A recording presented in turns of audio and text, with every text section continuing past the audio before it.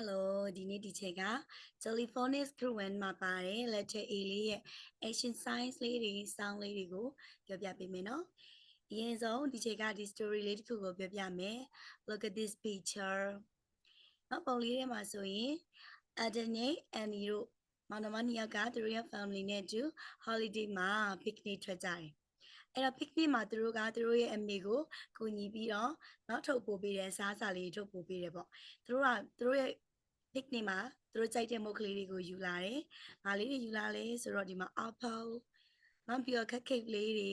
ပြီးတော့ jam လေးတွေ sandwich လေးတွေယူလာတယ်နော်။ sandwich လေးရောသူတို့စားဖို့အတွက်ယူလာတယ်ပေါ့။အဲ့လိုနဲ့သူတို့ကမုတ်လေးတွေစားကြတယ်။မုတ်လေးတွေစားတဲ့အချိန်မှာသူတို့ရဲ့မုတ်အကျွင်းချံလေးကအောက်ကိုကျကုန်တယ်။အဲ့တော့ကျတဲ့အချိန်မှာအဲ့ဒီမုတ်ကလေးတွေရဲ့အနက်နဲ့ဘာလေးတွေရောက်လာလဲဆိုတော့ဒီမှာ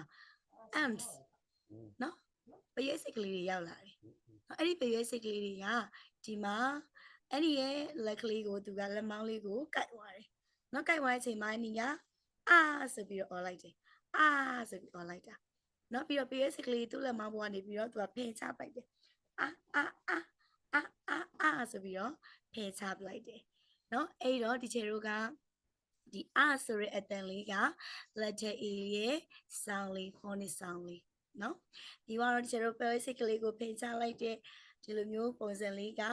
ဒီ letter A ရဲ့ action sign လေးနော်ဒီမှာဒီကောင်မလေးက any လိုပဲ basic ကလေးတွေကိုဖိချနေတာနော်အဲ့တော့ဒီတို့ကဒီ letter A လေးရဲ့ phonics sound လေးကိုဒီ direction လေးကအောက်ကိုသွားမယ်နော်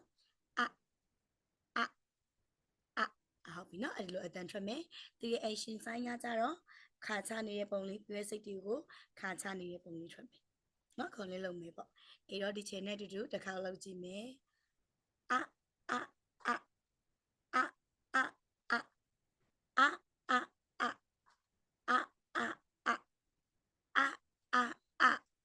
and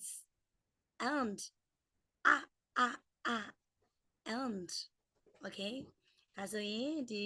phonics group 1မှာပါတယ် letter A လေးရဲ့ action sign နဲ့ sound လေးကိုသိသွားပြီလို့ထင်ပါတယ်နောက်ဗီဒီယိုတွေမှာတော့ဒီချက်က